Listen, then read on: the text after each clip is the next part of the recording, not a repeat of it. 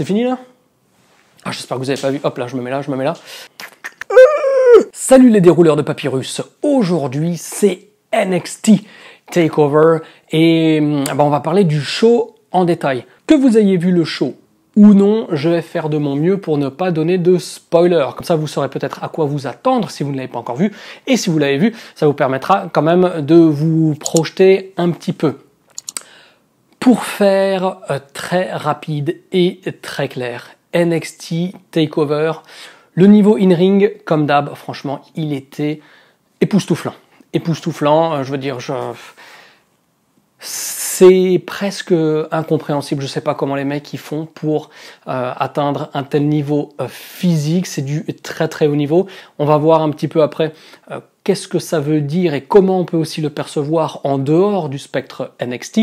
Mais voilà, niveau cardio, je veux dire, c'est hallucinant, quoi. C'est une autre planète. De le voir à la télé, c'est déjà ouf, mais ça me rappelle un petit peu l'année dernière quand j'avais commenté le show ICW à Révolution 10 et que pour la première fois j'avais vu Senza Volto catcher en live. Alors, bien entendu, il y a plein d'autres talents français qui sont bourrés de talents aussi, mais c'est vrai que quand je l'avais vu la première fois, je me suis dit, et d'ailleurs je le salue chaleureusement, Senza, j'ai regardé sa performance comme ça, je me suis dit, je suis crevé, je suis claqué juste en le regardant dans le ring. Et les mecs NXT, c'est un petit peu la même chose. Mes versions télé, donc c'est un tout petit peu moins impressionnant. Tout ça pour dire qu'on est face à des athlètes qui sont absolument hors du commun. C'est stratosphérique. Les performances sont absolument stratosphériques à NXT. Le premier match, Roderick Strong contre Matt Riddle, le mec aux claquettes, le mec au schlop pour les Alsaciens. Très bon match. Bien, enfin, je pense que je vais me répéter pas mal. Premier match, très bon match. Je dis pas qu'il a remporté. La victoire est intéressante quand elle est couplée à la victoire du match par équipe à échelle et du main event aussi, car ça va permettre, je pense, de créer à la fois des jalousies, à la fois de gonfler certains égos, gonfler certaines personnalités. Je n'en dis pas plus. Et voilà, quand on combine le résultat de ce match avec les autres résultats de Undisputed Era pendant ce NXT TakeOver 25e édition, eh bien c'est plutôt malin. En tout cas, j'espère que c'est une direction qu'ils vont tenter d'exploiter. Sinon, malgré tout le respect et l'admiration que je peux avoir pour Roderick Strong, Matt Riddle aussi, mais Roderick Strong plus particulièrement, car, pour ceux qui ne le savent pas, lors de mon 5e match, seulement 5e combat dans le ring en novembre 2007, j'ai affronté Roderick Strong. Je peux vous dire que c'était un baptême du feu, à certains niveaux assez difficile à digérer, mais bon, c'était une formidable expérience. D'ailleurs, il faudra que je contacte quelqu'un, parce que je crois que quelqu'un doit avoir la vidéo du match quelque part. À voir, à vérifier. J'ai quand même trouvé qu'il y avait trop de moves dans ce match, parce que il faut essayer quand même, malgré tout, même si c'est vrai que NXT, c'est toujours 5 combats et puis on donne le maximum. C'est vrai qu'on pourrait laisser respirer un peu le truc, vous voyez ce que je veux dire, ou en tout cas commencer un petit peu moins fort. Là, c'était vraiment très soutenu dès le début. Peut-être que le show, enfin je veux pas dire que le show aurait pu bénéficier parce que c'était un show qui était malgré tout exceptionnel. Je pense que ça aurait pu être un petit peu plus digeste sans surcharger dès le premier combat. Ensuite, on a enchaîné avec le match par équipe. Le match par équipe à échelle, il est toujours là? Oui. C'est toujours là derrière. J'espère que vous n'allez pas voir les vainqueurs avant la fin de la vidéo. Toujours est-il que le résultat entre tous ces catcheurs, ça donnait un match assez innovant, assez intéressant, sans trop de prise de risque, disons moins que ce que j'aurais pensé. J'ai eu le sentiment que les mecs voulaient mourir. À part Kyle O'Reilly, ce catcheur au look de prof de gym de collège, sans trop de charisme, parce que son partenaire quand même, Robert Poisson, lui il booste pas mal niveau charisme. Le prof de gym, bof. Par contre, il a pris, lui, pas mal de risques. On a vu l'état de son dos, c'était apocalyptique. Franchement, j'ai beaucoup aimé aussi la performance des profiteroles de rue. Et puis, pour les deux autres équipes, elles sont passées un petit peu comme ça, pas au travers, pas entre les gouttes, mais disons que voilà, il y avait le prof de gym et Robert Poisson et les profiteroles de rue qui ont vraiment stand out, qui sont sortis du lot dans ce combat qui était très bon et dont l'issue finalement, je dirais, est logique.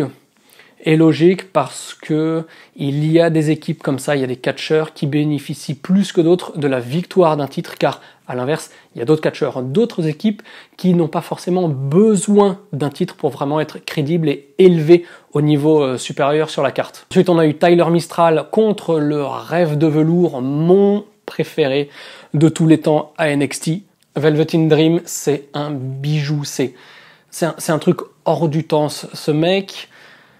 Franchement, je sais pas. Est-ce qu'il faut qu'il reste à NXT comme beaucoup de bonhommes pour pas qu'il soit gâché sur le roster principal, ou est-ce que il transcende tellement tout son environnement que de toute façon, tôt ou tard, quel que soit le booking, quel que soit le rôle qui lui sera donné, si tant est qu'il change pas sa gimmick, quel que soit le rôle qui lui sera donné à Raw ou SmackDown, si un jour il fait la bascule vers le roster principal, il a encore du temps, il est très jeune, je crois qu'il a à peine 24 ans. Je me demande si le fait qu'il transcende tout ça va pas faire que de toute façon il va sublimer, il va comme ça, il va voler au-dessus de tous les autres, à tel point qu'il pourra devenir, et ça c'est mon sentiment, c'est le mec qui peut devenir la nouvelle star WWE, la star qu'on n'a pas eu depuis franchement John Cena, quoi. John Cena, c'est le dernier nom qui a fait que les gens regardent ou pas la WWE. Aujourd'hui, on n'a plus personne, on en a déjà parlé de nombreuses fois dans les vidéos, il n'y a aucune star à la WWE aujourd'hui. Quand je dis star, je précise bien que ce sont des gens qui passent à la télé, des catcheurs, des superstars, qui font que monsieur et madame tout le monde, quand ils zappent entre les chaînes, s'ils tombent sur ce gars, ils s'arrêtent et ils se disent, tiens, je vais regarder à cause de lui. Quand il y a Roman Reigns ou Seth Rollins, avec tout le respect que j'ai pour eux, et toute l'admiration par rapport aux accomplissements qu'ils ont déjà réalisés dans leur carrière, c'est pas des mecs qui arrêtent et qui font bloquer les gens quand ils zappent sur la télé. Velvet in Dream, peut-être que ce sera le cas dans quelques années. En tout cas, je touche du bois pour que ce soit le cas, car je le porte dans mon cœur avec beaucoup de passion et beaucoup d'amour. Donc ce match, c'était peut-être le moins bon des 4 matchs masculins, mais ça reste un très bon niveau, un booking très intelligent qui a permis de ne pas pénaliser ni Velvet in Dream ni Tyler Breeze. Donc là aussi c'était bien fait. Et tout porte à croire qu'il y aura vraisemblablement une revanche, un de ces 4, que ce soit au NXT TakeOver de SummerSlam au mois d'août ou à celui de Cardiff, annoncé le 31 août, le même jour que le show New Japan à Londres et le même jour que All Out, le pay-per-view de la All Elite Wrestling. Donc le 31 août d'ailleurs, on sait déjà que ça va être une journée extrêmement chargée. Ensuite, on a eu le combat féminin entre Baszler et Mio Shirai. Bon, c'était plutôt bien. Je dirais que le résultat m'a un petit peu surpris, mais la manière dont le match a été booké, la manière dont le match s'est déroulé. Est-ce qu'on a déjà vu les vainqueurs là? Non, pas encore. J'essaierai de me planquer comme ça. La manière dont le combat s'est déroulé, la manière dont ça a suivi après la victoire de... Ah, on sait pas. J'ai trouvé ça plutôt intelligent, car comme Velvet in Dream, ça amène à un booking et probablement une revanche avant que l'une des deux soit appelée sur le roster principal. En main event, on a eu un combat de taré entre Adam Cole et Johnny Gargano. Une fois de plus, je ne donne pas le résultat. C'était un combat absolument fantastique. Je dirais un tout petit peu en deçà de ce qu'on avait eu lors du dernier takeover à WrestleMania. Ali de Catch Club, que je salue chaleureusement, et les quelques autres qui étaient avec nous dans la salle à la Nouvelle-Orléans. À la Nouvelle-Orléans, putain, qu'est-ce que je raconte? À New York. On a vu quand même un match, peut-être le meilleur match de l'histoire de NXT entre Gargano et Adam Cole lors du week-end WrestleMania. Celui-ci était tout aussi époustouflant, un petit peu plus court, il me semble, 7-8 minutes de moins. Est-ce qu'il faut vraiment les comparer en fait? Je sais pas. Franchement, c'était un combat de ouf, qui a clôturé un pay-per-view de ouf, avec des performances dans le ring complètement de ouf, avec voilà ce que j'en ai pensé. Par contre, il y a quelques petits éléments qu'on pourrait mentionner qui, à mon sens, permettraient pas forcément d'améliorer, parce qu'améliorer, c'est très subjectif, vous voyez ce que je veux dire? Est-ce qu'il faut un meilleur niveau dans le ring? Non, parce que là, les mecs, ils sont complètement au taquet. Est-ce qu'il faut un meilleur niveau de storyline, de booking? Je ne pense pas non plus, parce que là aussi, c'est très bien géré par Triple H.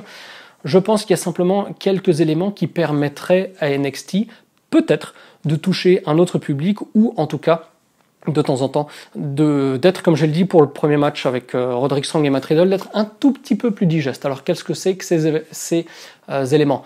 Pour moi, le premier, c'est Mauro Rinaldo, là. Franchement, pour moi, c'est difficile de supporter ces commentaires. Je sais qu'il y a des gens qui vont dire « Ouais, mais le mec, il est plébiscité dans tous les sens. » Oui, mais honnêtement, je m'en tape de ce que dit la société ou les awards et les trucs comme ça. Moi, ce qui m'intéresse, c'est ce que moi, je ressens personnellement. NXT, je l'ai pas regardé en live samedi soir, je l'ai regardé dimanche matin. Et c'est vrai qu'au bout de 4 minutes du match entre Roderick Strong et Matt Riddle, Ronaldo, là, il hurlait dans tous les sens. À chaque move, il s'égosillait. On sent que il prend sa... Je veux dire, la manière dont il utilise sa voix, elle est super pour les moments où ça explose. Mais il est tellement toujours au top, et c'est un petit peu la comparaison que j'avais faite sur Twitter. Vous pouvez rejoindre @WrestlingClinic sur Twitter. Le problème, c'est que quand il commente toujours de la même manière, c'est trop. C'est comme un spotfest. Des mecs qui vont faire que des grosses prises non-stop. Au bout de 4 minutes, il faut qu'on respire, il faut qu'on fasse une petite pause parce que c'est lourd à digérer. Le catch, ça doit être un ascenseur émotionnel, ça doit être des montagnes russes comme ça, tout en souplesse, avec du fort, des moments de pause, de nouveau du fort. Voilà, il faut pas que ce soit toujours au top. Et c'est peut-être ça qui pêche un petit peu à NXT, où c'est carrément trop. Il y a trop de bons en trop peu de temps. Alors ce que j'ai bien aimé sur ce show, c'est qu'il a fait 2h40 au lieu des 3h30 ou 3h20 du dernier Takeover, donc c'était un petit peu plus court, c'était un petit peu plus digeste, mais c'est vrai que les commentaires de Ronaldo, pour moi, ils rendent la chose indigeste, si bien que franchement, je vous le dis en toute honnêteté, en fait je regarde pas les TV NXT parce que dans mon emploi du temps qui est déjà super chargé, les 45 minutes, si je dois allouer 45 minutes de détente à quelque chose, c'est pas pour entendre le mec qui bugle. Parce que le dimanche matin, quand j'ai regardé le show, franchement, ça commençait fort, le Roderick Strong Matt Riddle. Donc, forcément, ça implique des commentaires qui sont à peu près sur la même limite, mais sur la même ligne, pardon. Mais ça veut pas dire qu'il faille gueuler dès le début, tout le temps. Au-delà de ça, il y a Nigel McGuinness qui a une voix qui passe un peu partout, donc il y a moins de charisme vocal, on va dire. Et puis bon, Beth Phoenix, franchement elle est nulle, je trouve qu'elle a aucun intérêt dans ce qu'elle dit. Je veux dire, si vous écoutez ces phrases qu'elle balance, si elle les dit pas, en fait ça change que dalle au show. Donc elle n'apporte rien au produit, malheureusement. Je pense qu'ils l'ont mise ici uniquement pour faire jouer d'égal à égal avec Raw et SmackDown. Alors c'est vrai qu'il y a des gens qui vont comparer Michael Cole ou Corey Graves ou Renee Young au trio de NXT en disant Ronaldo c'est toujours mieux que Michael Cole. Oui, à la seule différence près que par exemple à Raw, il y a Vince McMahon qui hurle dans les écouteurs, dans les casques de tout le monde non-stop en disant il faut dire ça, il faut pas dire ça, dis ça. Donc les commentateurs de Raw et SmackDown, même si Michael Cole pue la merde, ça on est d'accord depuis toujours, il faut comprendre qu'ils peuvent pas commenter comme eux voudraient commenter, tout simplement parce que c'est Vince McMahon dans les casques qui leur dit quoi dire. Donc c'est beaucoup plus compliqué. À NXT, par contre, ils ont 100%, enfin en tout cas, il n'y a pas la mainmise de Vince McMahon, il doit y avoir Triple H derrière au Gorilla Position au niveau de la production et du contrôle de tout le bordel, qui peut-être leur glisse de temps à autre, quelques mots, vous voyez ce que je veux dire, mais ça n'empêche pas qu'ils sont beaucoup plus libres, et c'est vrai que oui, Rinaldo là... Oui, il faudrait qu'il module un peu plus son truc. C'est pas qu'il soit mauvais commentateur, j'ai absolument pas dit ça. Je veux dire, on sent que le gars, il est extrêmement investi, extrêmement passionné, qu'il donne tout pendant qu'il commente. Mais il pourrait bénéficier d'un peu moins de linéarité dans ses commentaires, et il pourrait un petit peu moduler plus la manière dont il est habité par le produit. Vous voyez ce que je veux dire? Et je pense que ça permettrait d'aider beaucoup le show en le rendant plus surprenant quand ça explose. Vous voyez ce que je veux dire? Putain, toujours pas fini le match derrière. Hein. Et qu'est-ce que j'avais pensé d'autre? Ouais, non, c'est à peu près tout. Alors c'est vrai que aussi, ça j'en ai discuté en privé avec Mr. Ali de Catch Club, Mustafa Catch Club. La structure du show des takeovers pourrait être un petit peu revue pour elle aussi surprendre un peu plus et qu'elle soit moins linéaire, parce que tous les shows, quasiment tous les shows, bon, j'ai pas les cartes sous les yeux, mais en tout cas c'est le feeling qu'on en a. D'une part, c'est que tous les matchs sont au taquet. Il y a aucun moment de pause. Il faut un petit peu respirer. Franchement, un dimanche matin, un NXT TakeOver, c'est trop lourd. La prochaine fois, il faudra que je le regarde un soir ou en après-midi, mais le matin, c'est lourd, quoi. C'est dense. C'est comme un super bon steak, un super bon plat. Si vraiment il y a trop à manger, il y a trop à manger. Ça n'empêche pas que ce soit délicieux, mais s'il y a un petit peu trop, ça rend la chose, comme je le disais un petit peu plus tôt, je vais réutiliser ce terme, un peu indigeste. Mais ça n'enlève absolument pas la qualité et la fabulosité de tout ce qui se passe dans le ring, vous voyez ce que je veux dire? Donc oui, la structure du show, ce serait bien que de temps en temps ils essayent un peu de changer, parce que j'ai l'impression que c'est toujours 3 matchs masculins, un match féminin entre guillemets de pause, avant le main event de taré. Et ouais, ce serait bien qu'ils jonglent un petit peu avec, pas le main event, mais les matchs d'avant pour... voilà... pour qu'on n'ait pas le sentiment de voir toujours le même show avec des matchs incroyables, avec les mêmes bonhommes. Vous voyez ce que je veux dire? Parce que au bout d'un moment, c'est vrai que la foule attend ça. Elle attend le takeover. Et la foule, elle obtient son takeover. Elle obtient son takeover. Et c'est un public qui est totalement investi dans le produit. Ce qui m'amène aussi à dire que tous les catcheurs, ils auraient très bien le loisir de faire moins dans le ring pour avoir autant de résultats. Pourquoi? Parce que comme j'ai dit, les fans, ils sont fans, ils sont investis à fond dans tout ce qui se passe à NXT sur les takeovers. Donc on n'a pas besoin d'essayer de les convaincre, de les séduire, de les attraper pour les ramener psychologiquement dans le match. Ils sont déjà investis, ils sont déjà à fond dès le début du show.